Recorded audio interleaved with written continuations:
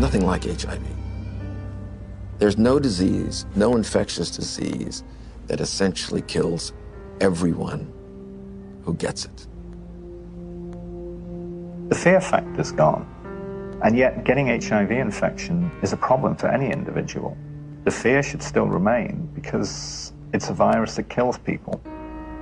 There is this sense of complacency that it's better, and it isn't better. And all these people, these 40+ million people living with the virus, they will die of AIDS. Over the past 3 decades, humanity has rallied together for the AIDS cause. People from all walks of life have united across all social and economic boundaries, joining hand in hand for one common purpose: to end AIDS.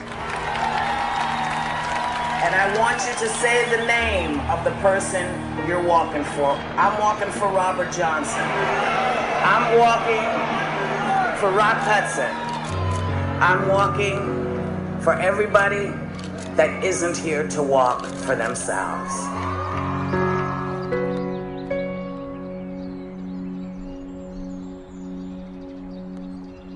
The statistics are growing, all except for one.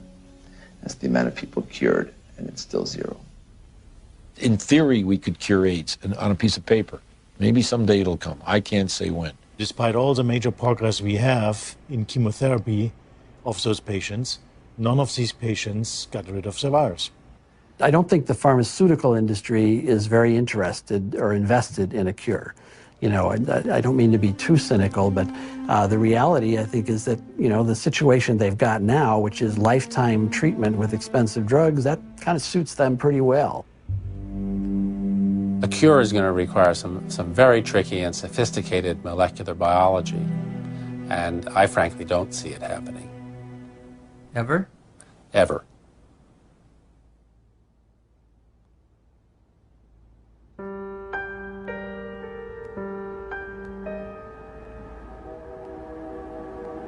I was born in 1980, a year before AIDS exploded onto the public consciousness.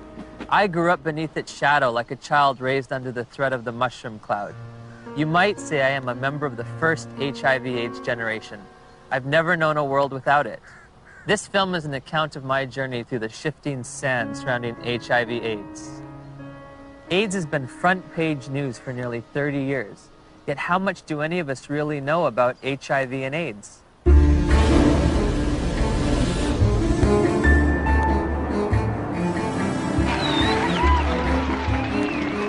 What is the difference between HIV and AIDS? I don't know exactly. HIV is wow. HIV 是它的病毒，那 AIDS 是那个病，所以两种是完全不一样的东西。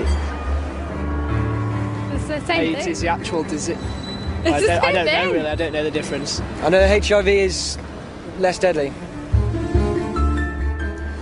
Pour moi, il y en a pas forcément. Enfin, c'est vrai que j'établis pas de différence entre les deux. What would you say is the difference between HIV and AIDS? Yeah, it's not a big difference, is it? HIV/AIDS is just the starting point. HIV is a virus. The actual virus is AIDS. People around the globe were just as confused as I was. So I sought out the world's leading HIV/AIDS authorities, among whom were the discoverers of HIV, the key White House advisor on AIDS issues, and the executive director of UNAIDS' global response to the epidemic. Meeting with these distinguished experts, I candidly asked, what is the difference between HIV and AIDS? The difference between HIV and AIDS is a really critical concept, and unfortunately it's one that seems to escape a lot of people, or just they don't remember it after hearing it. HIV is a virus. AIDS is a syndrome caused by infection with the virus. So you don't get infected with AIDS, you get infected with HIV, and that causes AIDS. The biggest problem with the HIV theory of AIDS is HIV. There is a group of AIDS denialists that say that HIV does not exist and has never been isolated, which is as bizarre as it gets. We do not say that HIV doesn't exist. What we say is that the presently available data does not prove the existence of HIV. The reality is that HIV does exist and does cause AIDS. I mean, the evidence is incontrovertible.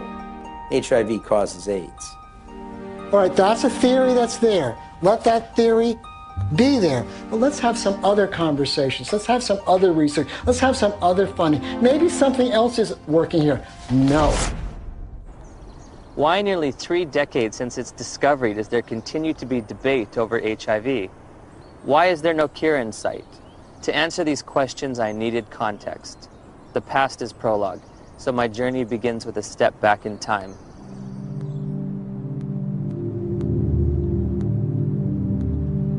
The National Center for Disease Control is reporting more cases of 2 rare and deadly diseases found in homosexual men.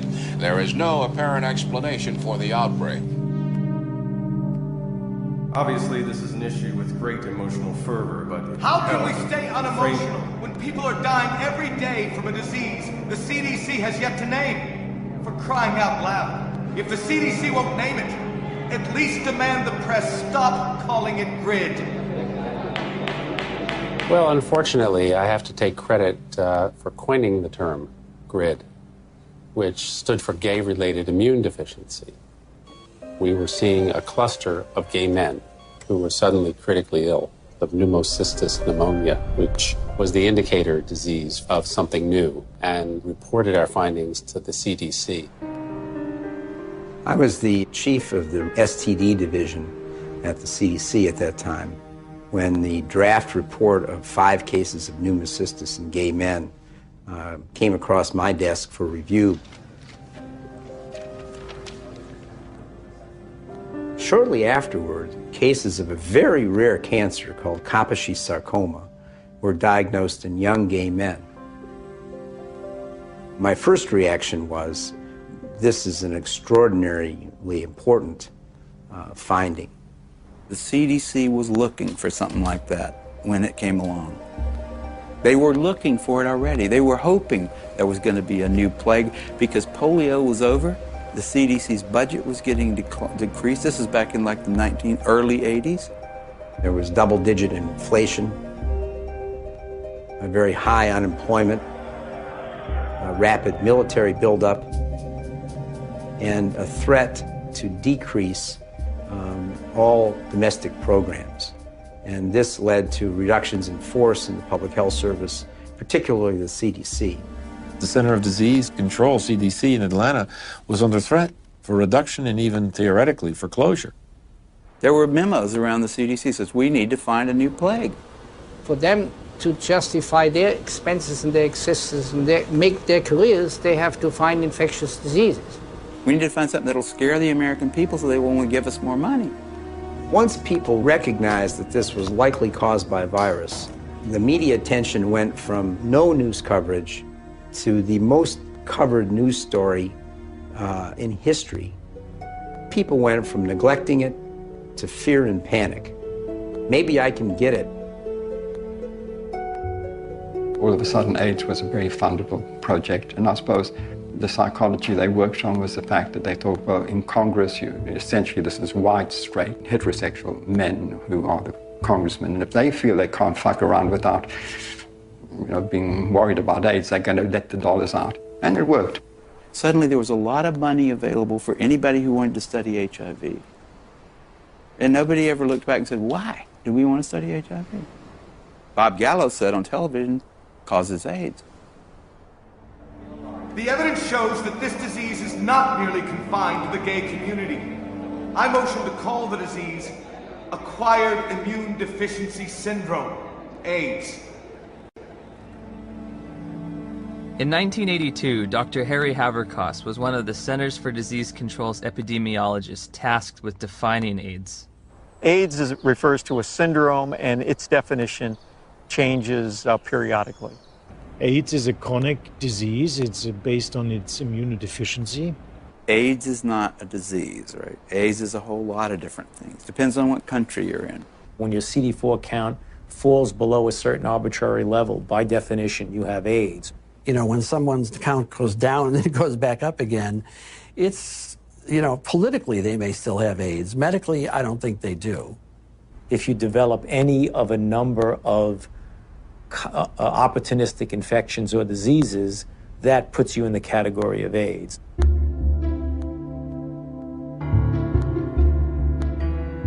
We don't even know what AIDS is. AIDS is so hard to define because they change the definition of it every year. The definition of AIDS has broadened over time. It was revised in 1985, and then again in 1987. The changes in the definition have been political. Every time they change the definition, the numbers go up. The definition has changed many times. The biggest change was probably in 1993, which they then, added the CD4 count and HIV, and, so you could not even be ill, but if you had a CD4 count consistently below 200, you now had AIDS. A closer look at the Centers for Disease Control's documents reveals that AIDS numbers actually declined in 1993, but a retroactive definition change increased the estimates by more than 100%. The more diseases they could lump into this AIDS syndrome, S stands for syndrome, the better the chances are they get patients under that umbrella, the more patients they could catch. As time goes along, definitions get used for a variety of issues, and some of those are not based solely on scientific decisions, but politics and capitalism and reimbursement comes into play. For example, a person with hepatitis C, even say here in San Francisco, if you've got hepatitis C and only hepatitis C, you're shit out of luck. Having an AIDS diagnosis, I get a free apartment. The city of San Diego pays my apartment. I can have the state of California pay for many medications related to HIV. I get Social Security benefits. I can get discounts on my supplements at the local health food store. I also get food stamps and in-home supportive cleaning services. So I was basically a healthy person walking around, and I had all these wonderful little perks, You get all these benefits, that we fought for and got. But the end result has been a sort of an imbalance. We succeeded, and I'm glad we did, but it is a little unfair. Politics, insurance, capitalism, benefits, you can be sick or healthy. I never would have thought that AIDS was so convoluted. Right. Well, as I said, that has changed. How you define that scientifically has changed quite often. Which just makes it difficult to, for the lay people to understand. It makes it difficult for me to interpret the numbers. Africa is purported to have the highest incidence of AIDS cases on the planet. So I trekked to South Africa to witness firsthand the impact of AIDS on that troubled continent. Around 10 million of South Africa's 48 million people have been reported to have AIDS. It's only a 10-minute drive from Cape Town's pristine modern airport to the squalor of neighborhoods said to be ravaged by AIDS. All the facts on HIV and AIDS with Griselda on Metro FM Talk. It's World AIDS Day. There are functions, there are gatherings. The international theme is Stop AIDS, Stop HIV and AIDS. Keep the promise. So many years later, we keep saying the same things, HIV, HIV, HIV. And yet, each time I hear words like HIV and AIDS, I just want to pull my hair out. I'm just so fatigued about how we've packaged the messaging. All we talk about is AIDS. It's a sex virus. You have to use condoms or you die. It's a sick and sad message. People can't think outside AIDS anymore, and it's just a shocking, sad reality. The first AIDS meeting on the continent of Africa was in 1985 in Bangui. We were there with a few people who had experience on AIDS in Africa. And one of our problems was, how can you diagnose AIDS in Africa in the absence of very sophisticated laboratory support? Even though by 1985 there was a HIV test, most of Africa didn't have access to it. So one of the things that we did in that meeting was to sit down and hash out the so-called Bangui criteria for the diagnosis of AIDS in Africa. The idea was, what would be a simple way for a clinician to look at a patient and say that this patient likely has AIDS? We say somebody who has a combination of certain signs and symptoms like major weight loss. And if you have a combination of that, you can say this is probably somebody with AIDS. They wanted a clinical case definition where they could decide that someone had AIDS just by looking at weight loss and persistent fever and so on. It gave something to clinicians in Africa to diagnose AIDS. And that helped in the overall effort to count cases, because we needed to know what was the impact of the epidemic. They could discover AIDS all over Africa at that point. They could say that we are all at risk, but they could say it's spreading around the world. They could say it affects women as much as men, because almost anyone in an African hospital could be diagnosed with AIDS without having to do the HIV test at all. Whole nations have been led to believe that, in some instances, that they've got large percentages of their population infected and doomed because of this supposed sexually transmitted virus. It's such a tragedy. Daniel, a lot of people here is very sick and is very dying. What kind of sickness do you see around here? It's HIV/AIDS. What is AIDS? We don't know. We don't know. So here you're living in a mud hut, and here come a white men with doctors who you respect, and they tell you that there is now among you an invisible disease, and it gets into your blood and can stay there unseen for years, and when it manifests itself, it's going to manifest itself in the forms of disease that you've always known. Maybe if you look skinny, if you lost weight, maybe they'll simply say hey, you have AIDS, or you're coughing a lot, maybe they'll say you have the disease. This cannot help but create extraordinary paranoia in people's minds. They say, well, what is going on with us? My neighbor next door he's got malaria. Does that mean that he's actually got this dreadful disease that the whites are talking about? Like I could be fat now, then the mentality is that if ever I become teen, then it could be one of the symptoms. I have to ask myself, why now? Why at this time? Dr. Christian Fiala argues that many doctors have misused the Bangui definition. In the era before AIDS, we had to admit we don't know the diagnosis and we could hypothesize. But nowadays, what doctors do is, well, if we don't know what it is, it must be AIDS. We did have patients with the conditions we now regard as AIDS defining, even before the advent of AIDS. People could have TB and not have HIV and fulfill the Bangui criteria. They'd lose weight, they'd have TB, and they could look like they have AIDS when they don't. Is this Bangui definition still being used today? I'm fairly certain that in many parts of Africa where there's still little or no testing available, that definition is still used, and I wouldn't be surprised that it's used in the poorer parts of Asia. This word AIDS, I don't know what it is anymore. I don't know what we're talking about anymore when we talk about AIDS. AIDS is one thing in Greenwich Village and a very different thing in Kampala, Uganda. I visited the World Health Organization's website searching for answers and discovered there are currently more than 12 different definitions of AIDS worldwide. So I turned to Dr. James Chin, former head of the WHO's Global HIV Statistics Unit, for an explanation. Some countries, they felt they were a little more sophisticated than in others. And you have, along with the epidemic of HIV, epidemics of HIV/AIDS experts. And some of them will not necessarily adhere to any international definition. They'll make up their own definition.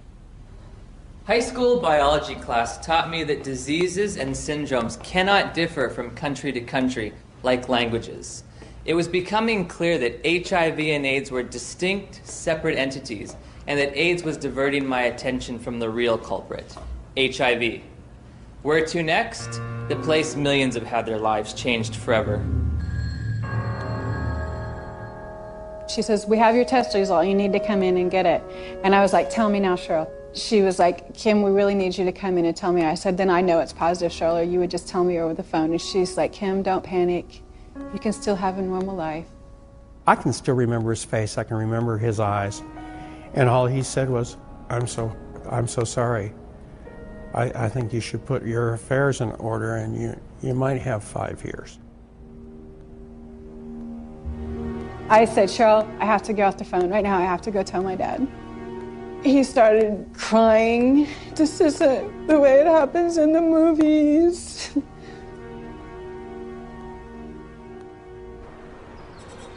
It's 7 a.m. here in Johannesburg, South Africa, and I'm a little nervous because I'm about to go in for my first HIV test. Have you ever gone in for an HIV test? No. No. No. No. Yes, I have actually, a few years ago. Were you nervous, apprehensive? I was, very frightened. The nearest testing center wasn't in a hospital or in a doctor's office, but on the main concourse of a bustling train station, beneath a few portable tents. HIV testing facilities are everywhere, from street corner kiosks to shopping malls. I'll be tested with a rapid test, which looks for antibodies to HIV. So, have you ever tested for HIV before? No. You said no. Never. It's your first time. First time. Wow. Is this your questionnaire? Yes. Okay. These tests claim to be HIV tests. I'm going to read from a section that says limitations of the tests. The specificity of the Reveal Rapid HIV Antibody Test for blood specimens in low-risk populations has not been evaluated. They don't know, in their terms even, how well this test is going to work in people they don't want it to work in. Low risk. We don't think you're at risk. Tell me about your sex life. My sex life? Us? Okay, since you haven't exposed yourself, lied, sex, you're not homosexual, you're gay, you know your story. Yes. Let us go and find out.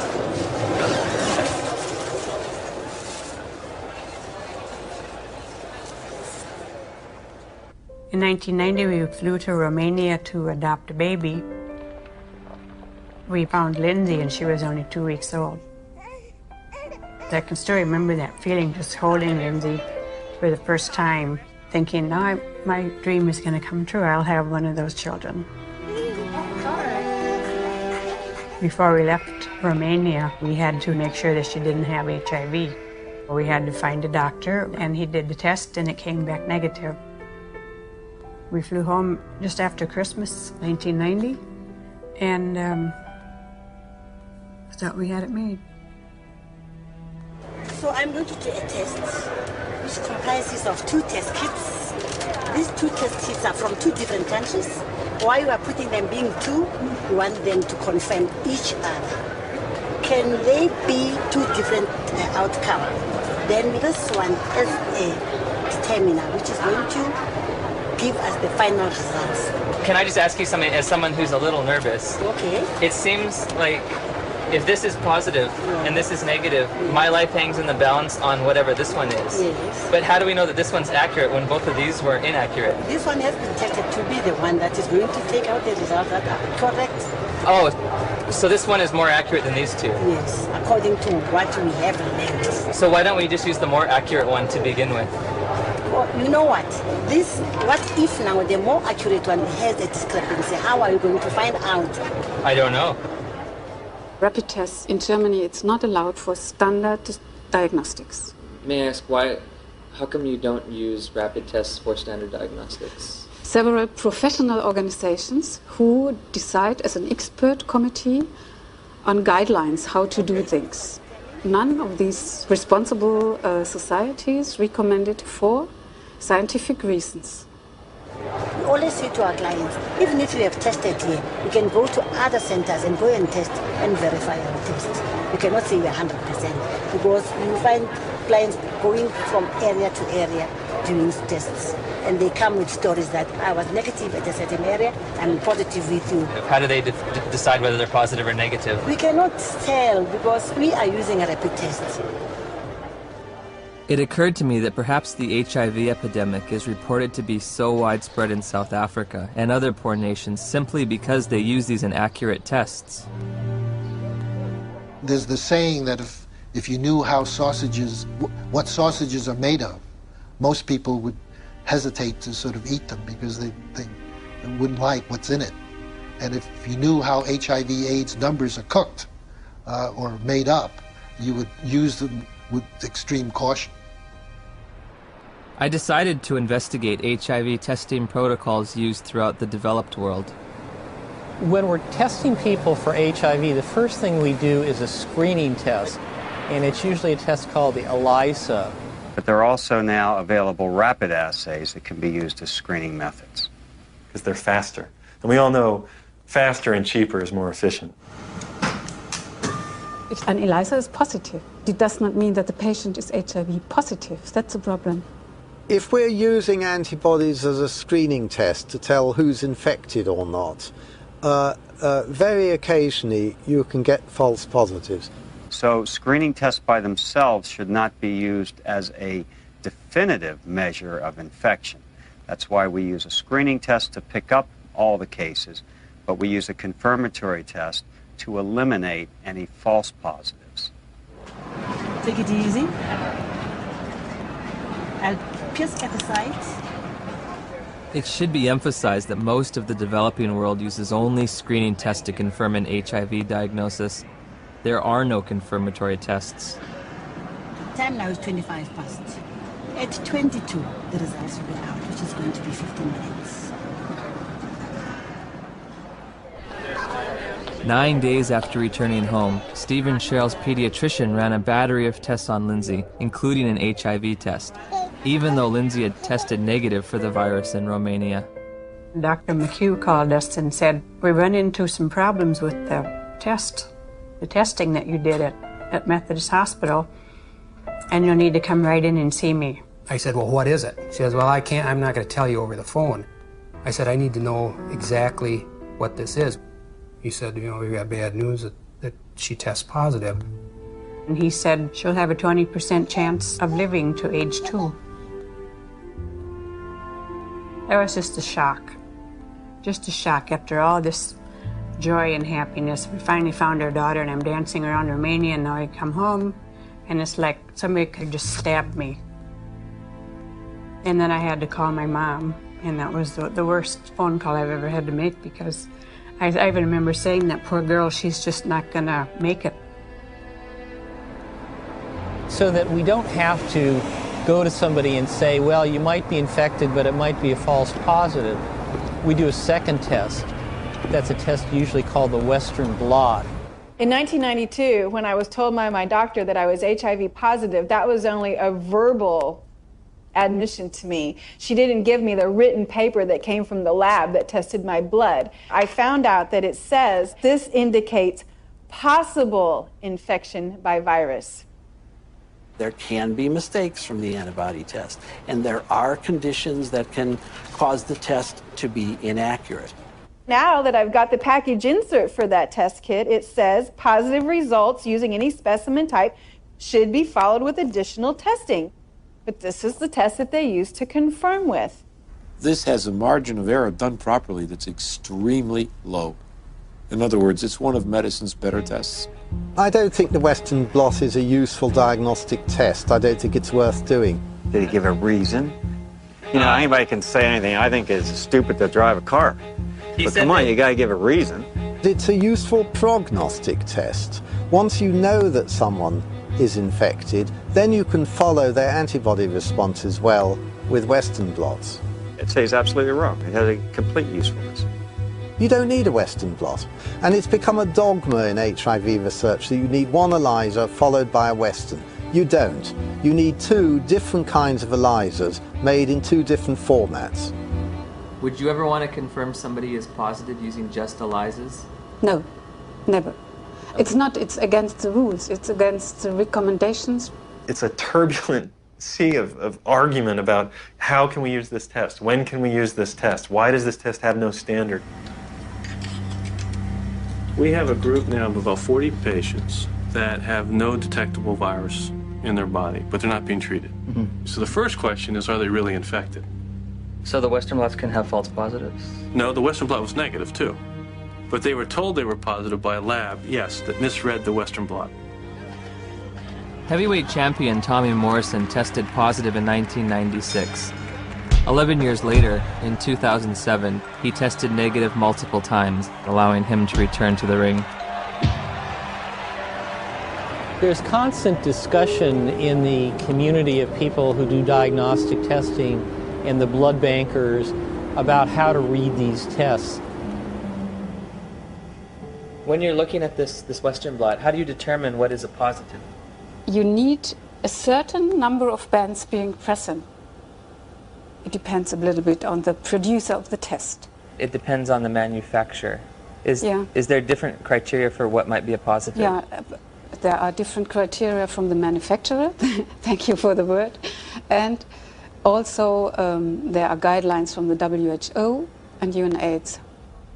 Well, HIV infection is diagnosed with rather now routine laboratory tests, which for which there are criteria for diagnosis established by the manufacturer, FDA. Claudia showed me the package insert that comes with the Western blot. It contains 8 different sets of criteria for diagnosing HIV infection. Because of the different criteria that apply in different countries, you can test HIV positive in one country and be given an AIDS diagnosis as a result of that, whereas in another country you won't test HIV positive and you won't be given an AIDS diagnosis. It's ludicrous that you can be positive in one country and not positive in another. Theoretically, I could be diagnosed with AIDS in the United States, but if I take 3 steps to my right, I wouldn't be diagnosed with AIDS, or I would lose my AIDS diagnosis when I cross the border. In 1992, I was encouraged by a doctor to take what's called an HIV test as a matter of social responsibility, and I was shocked and devastated and horrified when the results came back positive. It was one of those moments that everyone fears their whole life. A week later, I take the same test to an AIDS specialist. He looks and says, "This isn't a positive test. I don't know what this test means." Since a false positive looks like a true positive, how can you ever distinguish whether it's truly a positive or a negative? Well, that's a great question. It's going to be very hard to determine a false positive. So I take the test again, and this time my results come back marked from the lab indeterminate. I'm faced with the decision, do I want to wait 6 weeks to test again or do it right away? I opted for right away. My results that time come back positive. Took it again, came back negative. I took it again, positive. What happens if you're positive on one criteria but negative on another manufacturer's criteria? How do you decide who's infected and who's not? You will use the most sensitive criterion.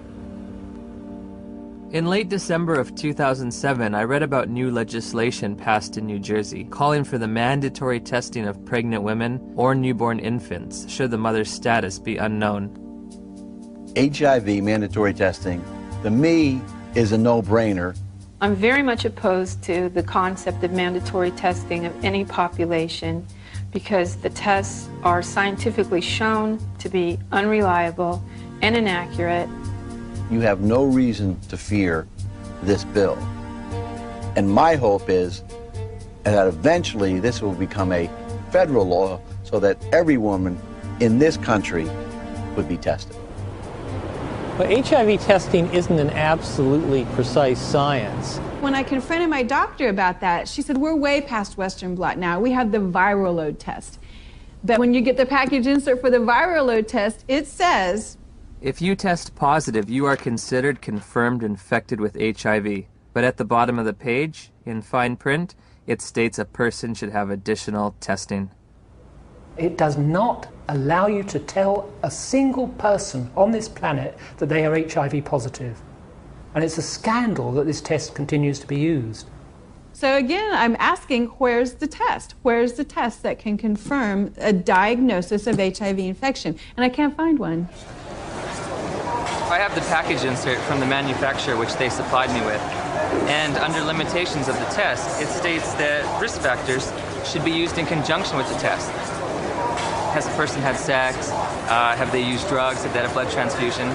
And then in conjunction with the test, not the test alone, but with the test, then you decide whether the person is positive or negative. Do the answers to these questions help aid in the diagnosis? Oh, of course they did. Really? They do. Now, if I tell you that the test you took was lousy and didn't mean a thing, does that make any difference for everybody to hear? You make a difference for me. Yeah, I know. How can we say that HIV is the cause of AIDS when we don't know, based on current tests, whether or not anybody diagnosed positive actually has HIV? President Thabo Mbeki will officially open the AIDS conference tonight. Delegates here are hoping he will finally separate himself from the AIDS denialists. We remain convinced of the need for us better to understand what would constitute a comprehensive response in a context such as ours, which is characterized by high levels of poverty and disease. As I listened and heard the whole story told about our own country, it seemed to me that we could not blame everything on a single virus. I thought this man must be an idiot. Everyone in Africa is dying of AIDS. I know this because I read the New York Times. It's beyond doubt. Rion Milan was hired by Rolling Stone to investigate and debunk President Mbeki's misguided ideas. Where to begin? The numbers. My very first action, I opened Johannesburg's Yellow Pages. I thought that I could illustrate this with a scene that began in a coffin factory in Johannesburg, where workers are working overtime trying to create caskets for these mountains of people who are dying of this condition. And I discover that in the midst of what UNAIDS says is a plague, is that half of the coffin factories in Johannesburg have gone bankrupt. In South Africa alone, it's about 1,000 people dying every day from AIDS. If you're an advocacy agency and you perceive low numbers to be bad, your bias may be to accept higher numbers even if they're not scientifically sound. I know Jim Chin quite well, and I was the chairman of the steering committee on epidemiology of the global program on AIDS in WHO when Jim Chin was in charge of epidemiologic estimates. And we could never get information how the WHO estimates were made then. So we were very critical in these days because we felt it was not based on enough evidence. It's possible that he didn't read the materials we sent him or he didn't understand them, but we did send information to anybody that wanted to know about the estimates because they were pretty transparent. In an attempt to get to the bottom of the statistics debate, I've come to Geneva, Switzerland to look at the World Health Organization's official numbers. And what we found, there are no numbers, only assumptions and estimates. How are the monies divvied out to states for AIDS prevention or AIDS treatment? How is government monies sent out to different states and communities? The more AIDS you have, the more money you get. Exactly. The AIDS buonists have a vested interest in maximizing and squeezing the data to get the worst possible scenario that they can out of it, because the worse the situation is, the more compelling their fundraising claims are. When UNAIDS was created, about $250 million was spent on AIDS in poor countries. 10 years later, it's $10 billion. That's an unprecedented increase. Still not enough. When that was created, the first thing Peter Piot said was that UNAIDS is an advocacy agency, pure and simple. And this was my first objective when I came into this job, and that was put it on the political agenda. He divested himself of all of the program aspects and the scientific aspects of AIDS. This is not a scientific issue. This is a matter of politics. Except one unit. He kept sort of the numbers unit. We are really doing a major disservice to say it is not as bad as it looks like, because actually it is much worse. 1 month after my interview with Dr. Piot, the Indian government slashed their estimates by nearly 60%. Shortly thereafter, UNAIDS acknowledged they'd been overestimating global HIV statistics for more than a decade. They've painted themselves into a corner, and now their house of numbers is falling apart. America is leading the fight against disease, and I call on you to double our initial commitment to fighting HIV/AIDS by approving an additional $30 billion over the next 5 years.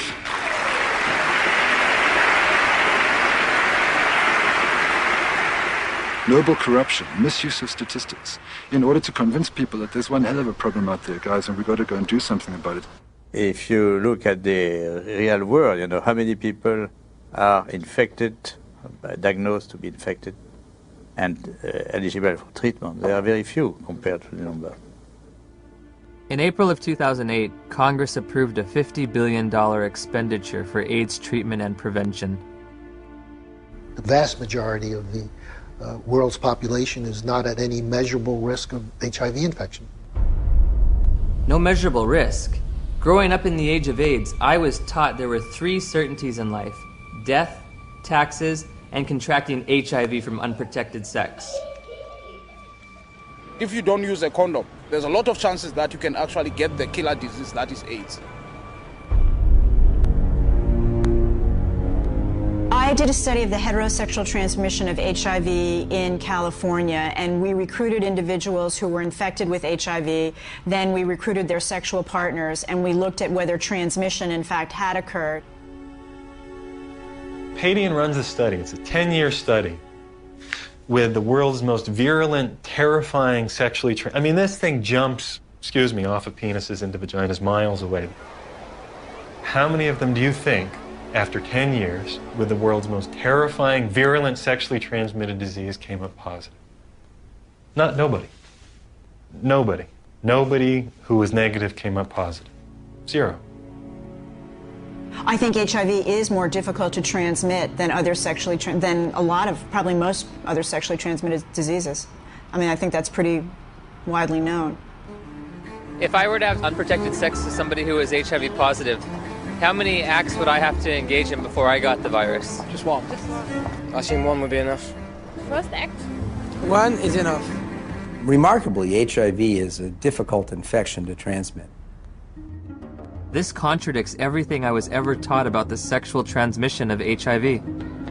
AIDS is the best example of what's really scary and alarming and dangerous about our culture right now, which is that it's a culture of PR.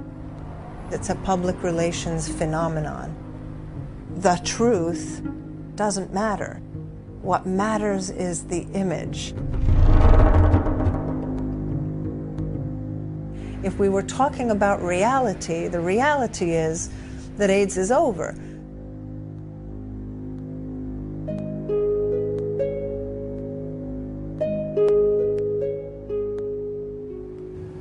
Somebody decided in the early 80s that there's this infection called HIV. And upon deciding that, I don't think it was debated enough.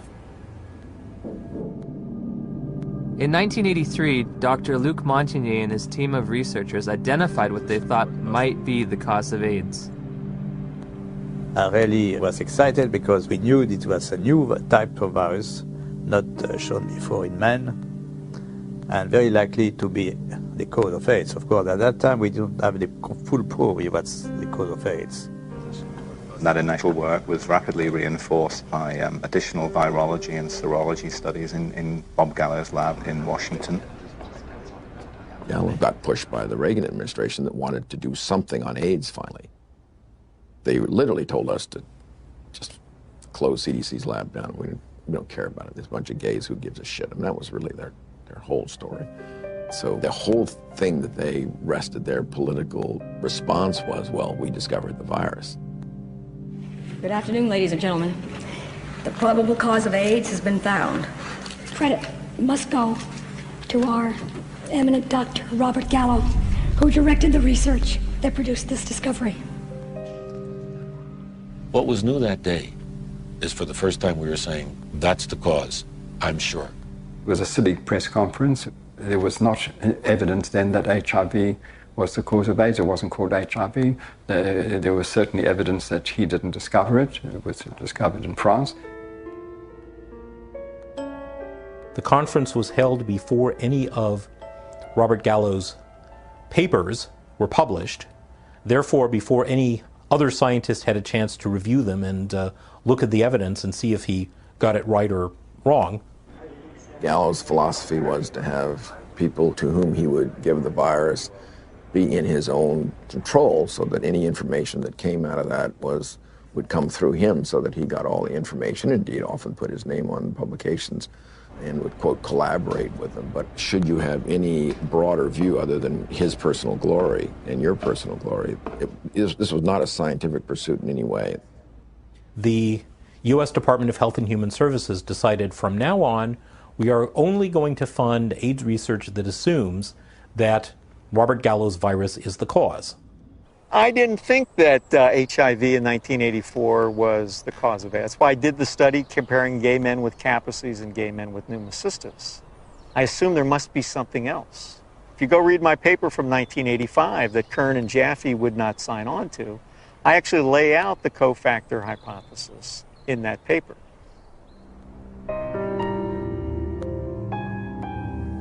I'm a promoter of the role of cofactors in AIDS. Well, cofactors just says that the cause of a disease is by more than one factor. Just simply being infected with HIV is not going to do it. You need certain cofactors. Cofactors are not necessary. Dr. Fauci will say HIV causes AIDS without the need for anything else. That's kind of ridiculous. The data that indicate that any different type of infection like mycoplasma or something like that is a necessary cofactor, I believe those theories have been debunked. What the fuck does he mean? Sorry. What's it? Saying sorry is the kind of. What does he mean that there are no cofactors? Where's he coming from? There's cofactors for everything. Cofactor implies something specific. And it really gets us off into tracks that are wandering. Gallo isn't gonna change his mind, but he's probably 70 years plus now. He's gonna remember things. We all remember things that are good for us, and we forget the bad things. The cofactors are important to really understand how people get ill, why they get ill. What is asked of an AIDS journalist is to deny an existing reality, which is a strong, growing body of dissent on a scientific question. In August of '92, my dad had just read his latest National Review, and there was an article in there about Peter Duesberg, a maverick cell biologist. He said he didn't think HIV caused AIDS. To deny that this well-identified, well-characterized virus is linked with AIDS is, to my mind, just potty. He said, I can't replicate this in my office. I can't get this virus to do anything. We thought, oh my gosh, my dad is really daydreaming. He's trying to wish this all away because he knows how upset we are. Just wish it all away, and everybody will be gone happy. If Fauci would say, here's $1 billion for alternative theories of AIDS, you wouldn't believe what's going to happen. A lot of HIV researchers overnight would would start cofactors. The first year they would call them cofactors of HIV. And the next year, the co would be topped and HIV would be topped a year later. Peter is highly intelligent. He did excellent work. I mean, no wonder he got a full professorship in Berkeley and was nominated to the American Academy of Sciences. But I told him very frankly that he's killing people with his theories, and I still stick to that. They attack him, they attack his ideas, and they present some bogus way of refuting what his science has said that doesn't really refute it. Peter Duesberg? Yes. Oh. They are all prostitutes, most of them, my colleagues, to some degree, myself. You have to be a prostitute to get money for your research. You're trained a little bit to be a prostitute. But some go all the way. In light of all this scientific uncertainty, I asked Dr. Fauci for evidence linking HIV to immune deficiency disease. When you put the combined findings of the initial characterization as a distinct retrovirus isolated by Montagnier and his group, together with Gallo linking the virus to being the cause of AIDS, and they put those things together, and that's how we have a confirmation of the causative agent of AIDS, namely HIV. Still unclear about the evidence for HIV's existence, I decided the best way to verify it would be to actually see it. I asked Dr. Hans Gelderblum, a world-renowned electron microscopist, if he thought there was any reason to question Dr. Montagnier's published images. I've seen these publications, stamp-size images. It's a nuisance. It's a nuisance. You do not really see much. When we saw that photo, we said, suggestive, but not convincing. Dr. Gallo, 1 year later, published photographs he claimed to be of HIV. Were his any better? These pictures were not so impressive. They were not much better than Montagnier's images. It's one thing to look like, and another thing is to be a virus. In 2002, I stumbled across an article by Valander Turner and Andrew McIntyre of the Perth Group in Australia, and it questioned whether there's ever even been found a virus. I became consumed with researching this. I could read from morning till night every day, and every link to another link, and I would email to these people and say, where's the test? I want to know. Am I dying? Am I contagious? And they weren't even very kind. They were just like, read our articles again. How many times do we have to tell you there's no test? It is crucial to understand that an AIDS diagnosis is forever. It cannot be reversed or alleviated. The stigma attached to people knowing that you have it and are living with it is worse than actually living with it. I can't think of anybody who's ever been evicted from their apartment because they had breast cancer or because they had cerebral palsy. I did a campaign to address stigma. The message is that if anyone is infected, we are all affected. Some have it medically, some have it socially, some have it culturally. And at the end of the day, if it exists anywhere, it exists everywhere. We don't all have AIDS. And once you start bullshitting, it's a problem. You know, we don't all have AIDS. We all have to be sympathetic to AIDS. And yes, there's all kinds of people who get HIV infection. But you know, we don't need to make, in my view, non-truths, you know, or just to have a slogan or a symbol. We all have AIDS. No, we don't all have AIDS. But my message is you do have it, whether you want to accept it or not. Are you medically susceptible? Maybe not. But are you socially vulnerable? Yes. In June of 2007, the BBC featured a news story which began, HIV infection theory challenged.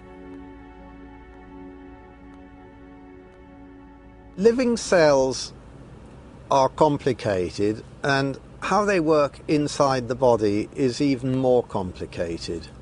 So there's still a lot of debate as to how exactly HIV causes AIDS.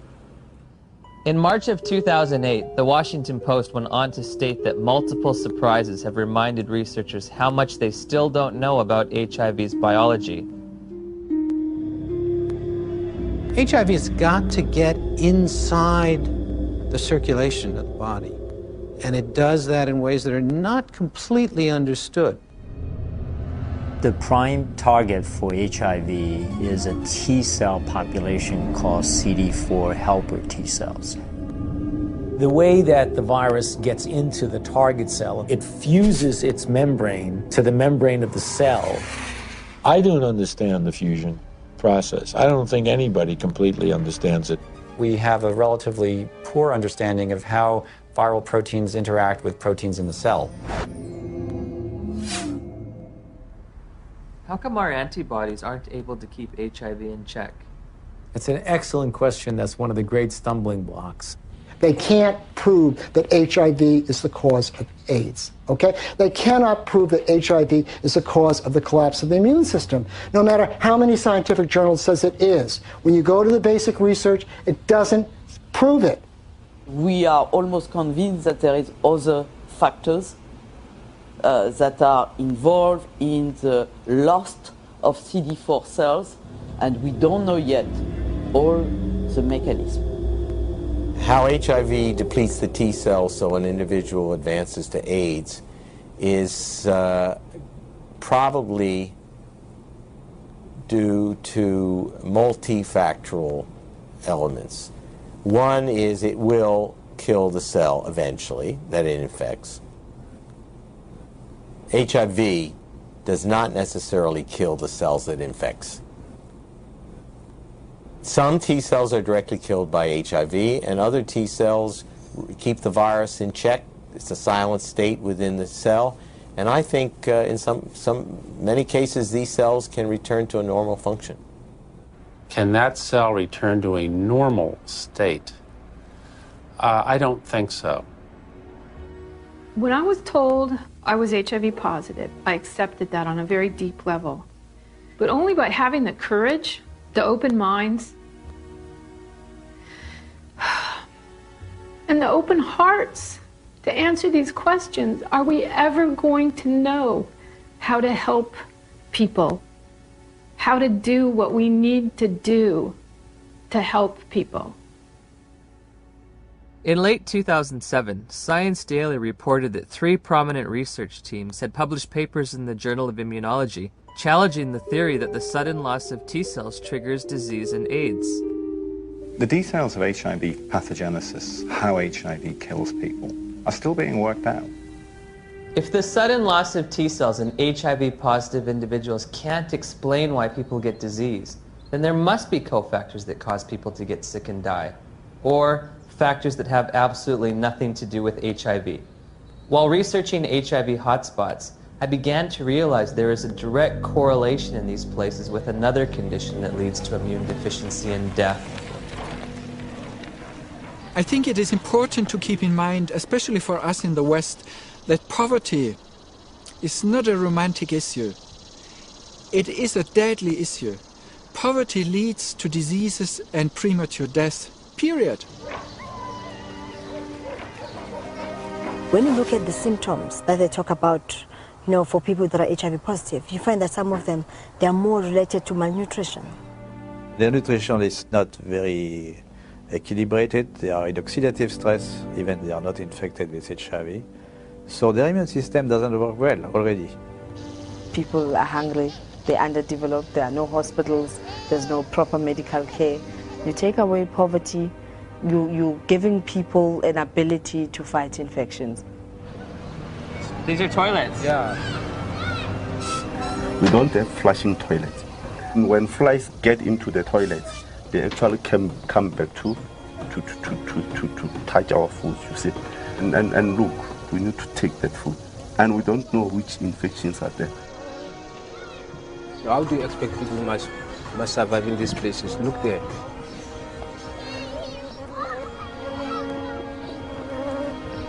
How many white people they are staying in this house like this one? In Cape Town is different. You go to suburbs, you see the suburbs is different from our places. Why have we done nothing for African people, just like give them clean water so they don't die in infancy of diarrheal disease and stuff like this? All we care about is HIV, AIDS. Well, question, well, there's money in it. There has to be, other dynamic working to lead public interest to the African situation and ignore clean water, sanitation, malaria. I mean, things that kill people. This is the beginning of a war. It is a war to reclaim our health. In 2008, USA Today published a news story that stated, "If we look at the data objectively, we are spending too much on AIDS. About $10 billion a year is spent on AIDS, while 2 billion people live with no sanitation. 1 billion lack access to clean water. And malnutrition kills someone every 10 seconds. These factors enable diseases to thrive and severely weaken the immune system of those living in such squalor. If we were to take all that money and put it towards developing poor countries, God would be so proud of us, indeed, because we would have taken away the major challenge that's facing humankind, and that is people dying in silence. It's slow, painful deaths from being scared of something that was just packaged as AIDS. Could it be that the real epidemic is extreme poverty, not HIV? On the other hand, HIV allegedly occurs in the United States as well. So I looked for alternative causes of immunodeficiency in this wealthiest of nations. There are other ways you could produce a condition that looks like AIDS, but they too will be some source that causes a severe defect in the immune response. 19 million Americans now, 19 million are taking illicit drugs every day. But we don't talk about this. This is politically incorrect. There have been a number of theories as to what the origin of HIV/AIDS is. One of them was a theory that certainly turned out to be completely incorrect, that it's a lifestyle phenomenon. There's a large epidemic of STDs in general in the late 70s, and particularly in gay men. In San Francisco, New York, Los Angeles were meccas of the new lifestyle, which came from the liberation in the post-Stonewall era. The more partners you could have, the more you were striking a blow for gay lib. I remember talking to one of the people who was at the forefront of that lifestyle. It very much felt like if he did have another bout of syphilis or gonorrhea, whatever it might be, that it was like a notch, a victory notched up for his right to exist as a gay man. I went on a vacation to Los Angeles, and it wasn't that wild, but one night I went to a bathhouse. I came home with, get this, at the same time, syphilis, gonorrhea, and 2 forms of parasites. I have no views about that, in a judgmental kind of sense, but certainly from a public health point of view, that's kind of a prescription for disaster, because AIDS first occurred in these men who were not healthy for reasons that were obvious to everyone. You're talking thousands of partners, sometimes hundreds, per month, lots of antibiotic use, lots of drug use, and the result were people were getting pretty sick. There's a drug called amyl nitrate that was developed in the 1850s and 60s.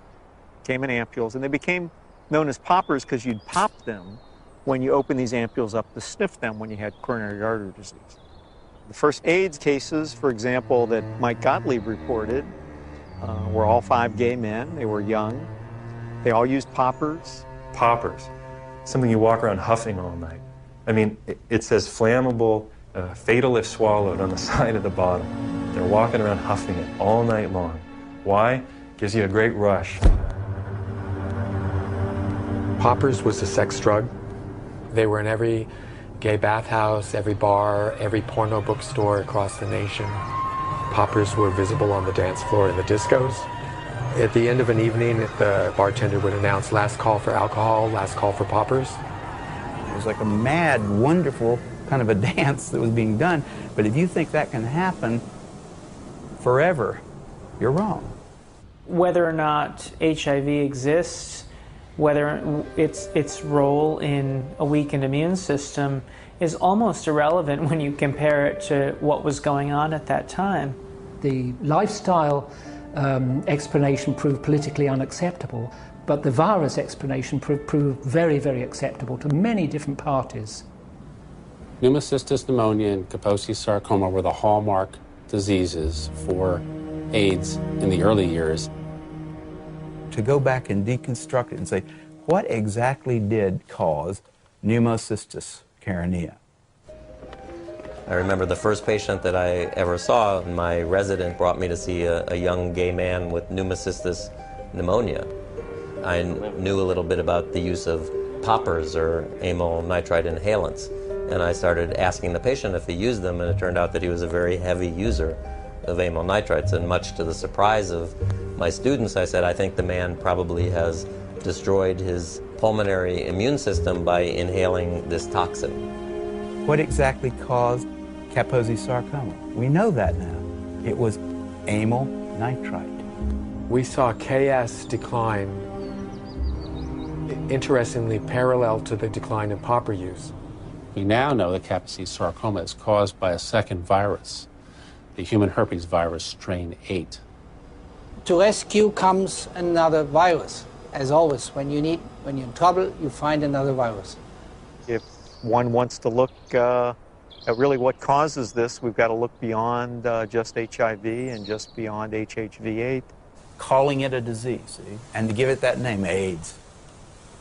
So everything's included under that, and you don't have to just say, I mean, if you just said, you know, these people are getting a lot of weird diseases, all kinds of diseases, it wouldn't have had the same impact. It was much better to say, there is a infectious organism on the loose in America, and it could get you.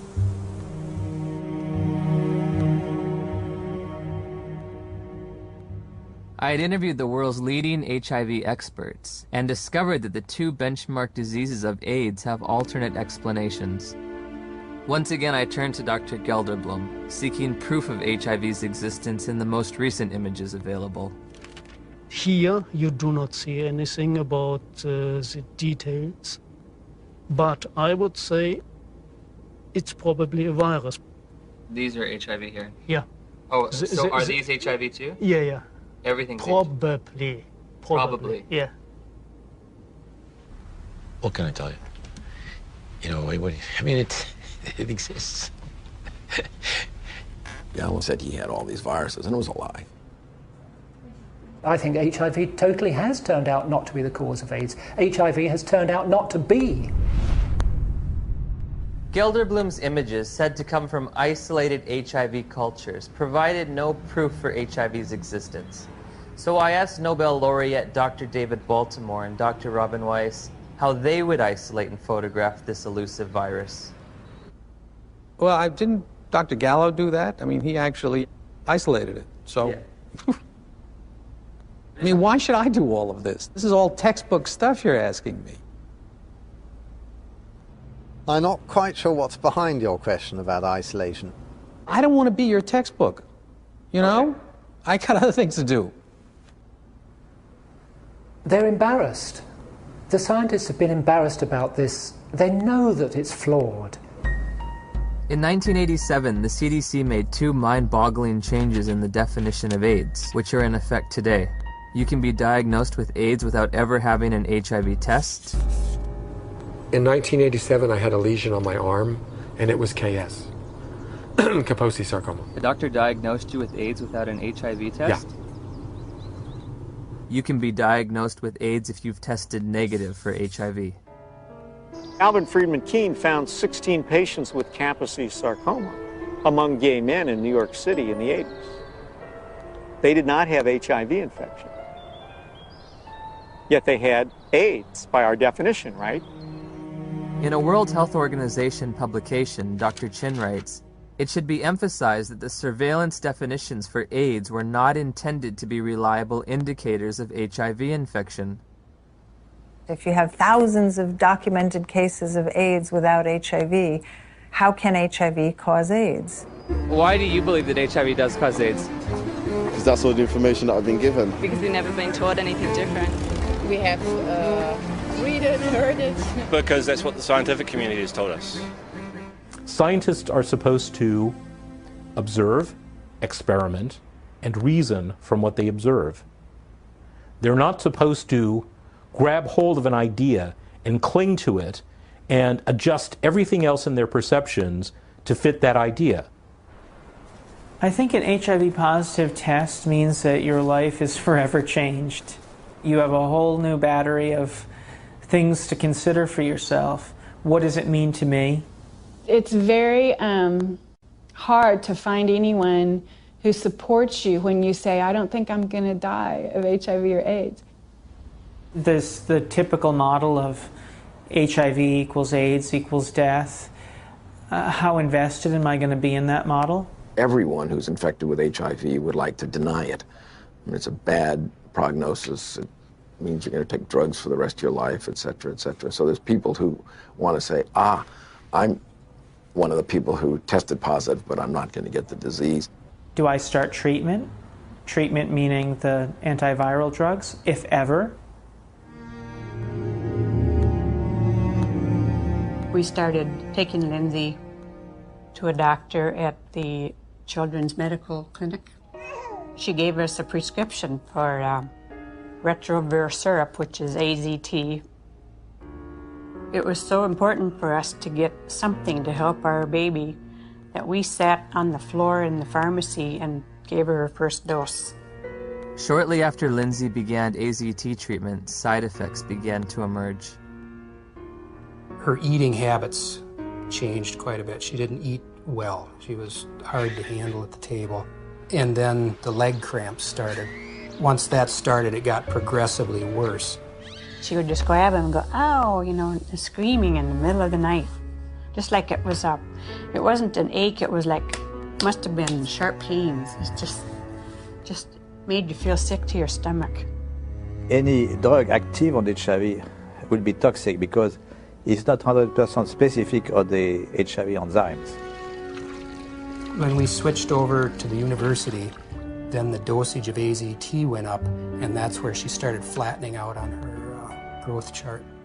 The doctors would try to put a positive spin on how well she was progressing. It was mainly in the T cells that weren't always a positive situation. Yeah, the T cell count would go down, and then the doctors would say, well, maybe we better raise that AZT dosage, get that T cell count back up.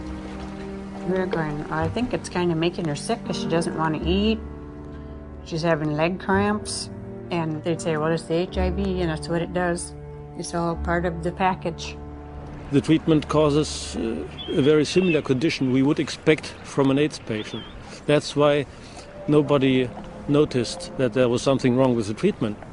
I remember in 1992, after I first tested positive, I became involved in an organization called Women at Risk. There were 11 of us at the time on the board and involved in the group. All of us except 3 were on the medications. In the year and a half that I was involved with Women at Risk, every single woman in that organization on the drugs died. Every single one, except the 3 of us who weren't taking them.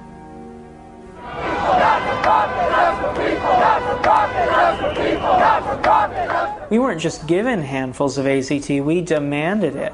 AZT should be praised. Where is your humanity? We considered the FDA not giving us these things as being anti-gay instead of being responsible. And so we went and we lobbied and we pushed for all these things, and we didn't think clearly about what it was we were asking for. It's like that saying, be careful what you ask for, it may come to pass. That's the very reason why everybody believed HIV is a deadly virus, because the HIV-positive patient at that time got a deadly treatment. Despite the billions spent on the drug, tens of thousands of people with AIDS have died. And now a growing number of studies are questioning the drug's usefulness.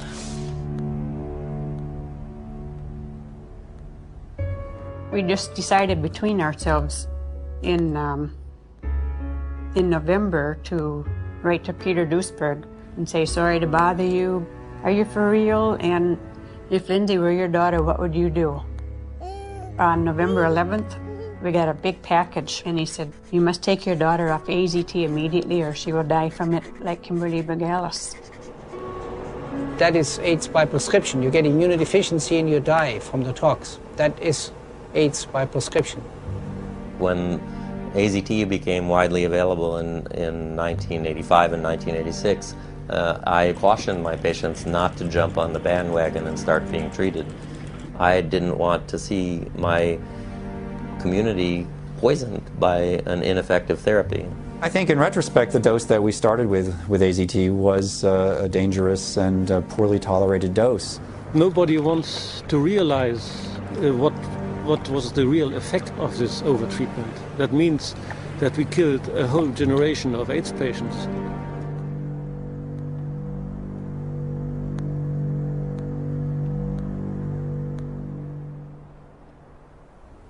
In 96, David Ho announced highly active antiretroviral therapy. Also known as the cocktail, because the treatment combined the newly developed protease inhibitors with older HIV drugs, such as the chemotherapy drug AZT. That was a revolution. What was an 100% fatal illness now could be treated. The AIDS medication today is not that toxic than it was in the early days. And it's a potent drug regime. That means it kills almost everything. I play around with treatment interruption because I think the drugs are toxic. And if I do the drugs continuously without interruption, I think that they'll have a cumulative damage. In the years that we've been using the cocktail, we've found that there are lots of side effects.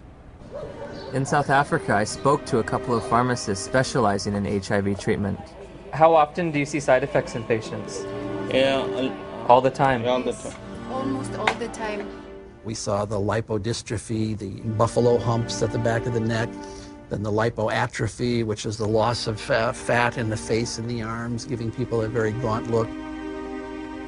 The risk of heart attack seems to be increased in people on these drugs.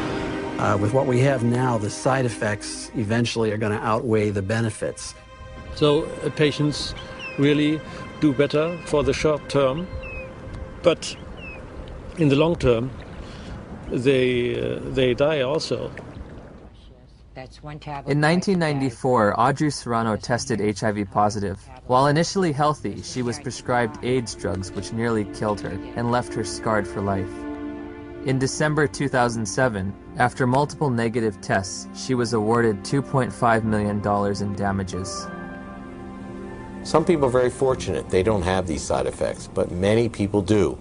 So prolonged treatment is impossible. I know people that are like horses, have no impact with some drugs, no side effects, and somebody else falls apart. The new generation of antiretroviral drugs are less toxic. They can be more tolerated. But for how long? I agree. We cannot give a treatment for life. It's not like insulin, you know, it's something which is toxic. Has a patient ever died from the side effects? Yeah, sometimes it happens. AIDS drugs are all classified as black box drugs. A black box drug is the most severe warning that our FDA will put on a product. It means you could die taking this because other people have died taking this. My sister Joyce was my best friend. She's a great mom and just a very lively person. In 2003, Joyce found out she was pregnant with a second child. She was offered an HIV test as standard prenatal care by her obstetrician. She called me at work and she was like, I got something to tell you. And I was like, well, what is it? She said, I'm HIV positive. So I took a deep breath. I said, well, it's not the end of the world. And she said, well, Nell, I met this doctor today and he's a specialist. And he says that there's some medicines I can take that'll keep my baby from being HIV positive. Nevirapine. Warning. Severe life-threatening skin reactions, including fatal cases. One morning she was covered in these welts and this rash. It was all over her face. It was all over her chest, all over her arms, her hands. When they're talking about a rash that can kill you, they're talking about a drug that targets the actively replicating cells in your dermis, in your mucosal layers, in your intestine, and stops them from working. And what happens? Goodbye skin. I would never take them. I don't have a problem with other people taking them, but I, as Griselda Kananda personally, looking at the side effects that they come with, looking at the toxins that they present in my body, not now, not ever. I have patients tested in 1985. They were all advised to take treatment, but they declined the treatment for different reasons, because they didn't want to take toxic drugs because they are feeling well at that time. And how are they doing today? They are still living. Healthy? Yeah. Once we came to the conclusion that this was the drug that was causing this problem, irregardless of what the HIV was going to do, she was going to come off the drug no matter what. If taking her off the drugs meant that she could sleep through the night and be happy for 6 months, that would be worth it rather than live in agony for 2 years or 12 months. You hear a lot of doctors, you hear a lot of educators in AIDS, you hear a lot of people talk about it is probably the drugs that are going to kill us before the disease does.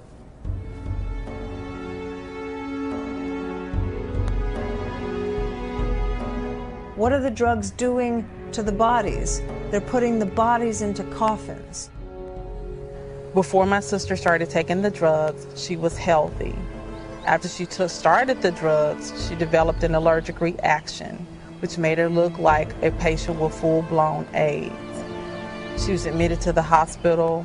She continued to spiral down. And within 37 days from her first date of taking the medicine, she was gone. When news of Joyce's death reached the NIH, emails were exchanged between the director of the AIDS division and an ethics and safety officer. Ed, there was fulminant liver failure resulting in the death on this trial last week. Ouch. Not much we can do about dumb docs. They're cynical enough to introduce drugs that they know will have toxic effects and will carry a certain mortality, and they know that the life of the drug before this mortality becomes too obvious to ignore is, say, 2 or 3 years, and they work out what the sales are going to be in those 2 or 3 years, and then they know they're going to have to reduce the dose. Joyce has 2 sons. Jamal he's in his senior year of high school this year. Sterling will be 4 years old. And in my mind, they were robbed of their mother. If someone's going to be giving me a diagnosis of certain death in 5 to 7 years, I want scientific proof. This isn't a religion. My interest in questioning and breaking and exploring does HIV cause AIDS is an instinct to liberate people from a death sentence that isn't theirs to carry. After we took Lindsay off AZT, her weight did go up. Within a couple of days, the leg cramps went away. And her physical body seemed to be doing pretty well, but it was like she was disturbed. She was agitated very easily. Her lifespan changed all the time after she got to be 2 years old, and then she'd only live to be 5. When she got to be a little older, then they said, oh, she might live to be 7. Yep. But definitely wouldn't live into double digits, and that's just was our life then. Although Lindsay was on AZT for 22 months, she made a full recovery from the pernicious side effects. Lindsay will be 19 in October of 2009. Because it's been surrounded from day one with so much emotion, so much fear, so much psychology, so much drama, very few people are capable of looking at AIDS logically. We can be exposed to HIV many times without being chronically infected. Our immune system could get rid of the virus within a few weeks if you have a good immune system. If you have a good immune system, then your body can naturally get rid of HIV. Yes. If you take a poor African who's been infected and you build up their immune system, is it possible for them to also naturally get rid of it? I would think so. It's very easy to get people to think the right thing if you get the right on the tablet the first time. But once something's on the tablet and you got to erase it and put something else, it's very hard to get people to think differently. The victims of HIV and the dedicated professionals combating it deserve our sympathy, compassion, and respect. However, at Journey's End, I find myself perplexed, bewildered at times with an overall feeling of dismay and sadness. I found a research community in disarray over the most fundamental understanding of HIV, all the while presenting a monolithic public posture of authority and certainty. Bluntly stated, we have tests that prove nothing, remedies that kill, and statistics manipulated to the point of absurdity. 90% of global HIV corresponds to areas of great poverty and squalor. Ironically, while we may have been pursuing a phantom killer, a shape-shifting assassin, perhaps the real enemy has been hiding in plain view, clear as day, and as old as time.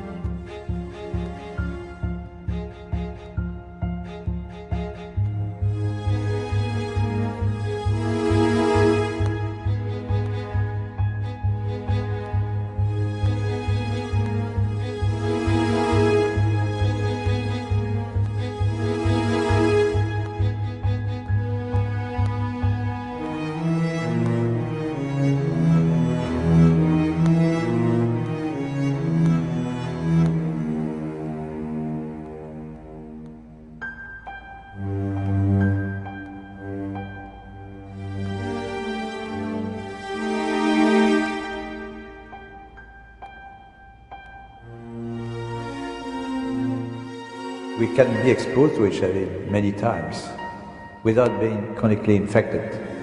Our immune system will get rid of the virus within a few weeks if you have a good immune system. If you have a good immune system, then your body can naturally get rid of HIV. Yes.